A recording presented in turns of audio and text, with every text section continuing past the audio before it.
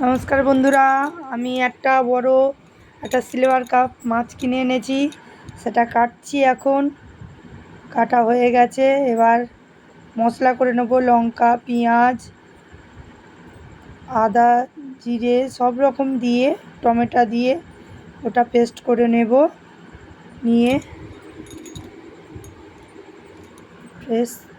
পোস্ত সমস্ত কিছু দিয়ে একটা পেস্ট তৈরি করে নিলাম।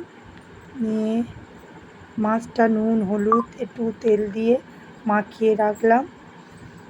মাখিয়ে নিলাম ভালো করে। দিয়ে দইটা একটু ফেটে নিলাম।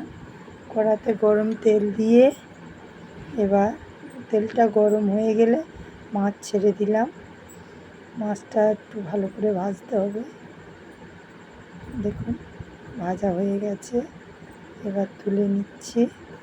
দেখুন পুরোপুরি ভাজা হয়ে গেছে। এবার ওই তেলেতে একটু গোটা গরম মশলা, কাঁচা লঙ্কা চেরা দিয়ে, তেজপাতা দিয়ে তাতে এবার মশলাটা দিয়ে দেব।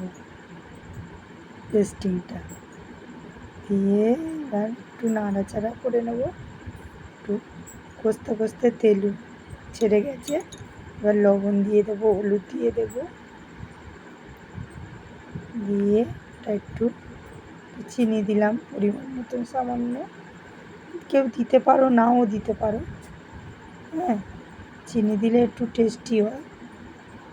দেওয়ার পরে এবার টক দইটা ফেটিয়ে রেখেছিলাম, ফাটিয়ে সেটা দিয়ে দিলাম।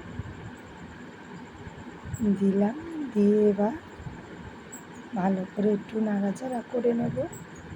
দেখুন কত সুন্দর হয়েছে, তেল ছেড়ে গেছে।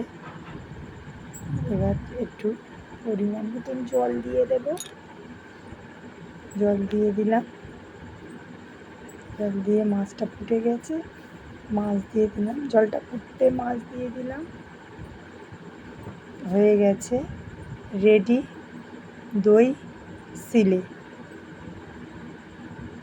কত সুন্দর হয়েছে। আপনারা বাড়িতে ট্রাই করবেন। ভালো যদি লাগে লাইক, কমেন্ট, সাবস্ক্রাইব।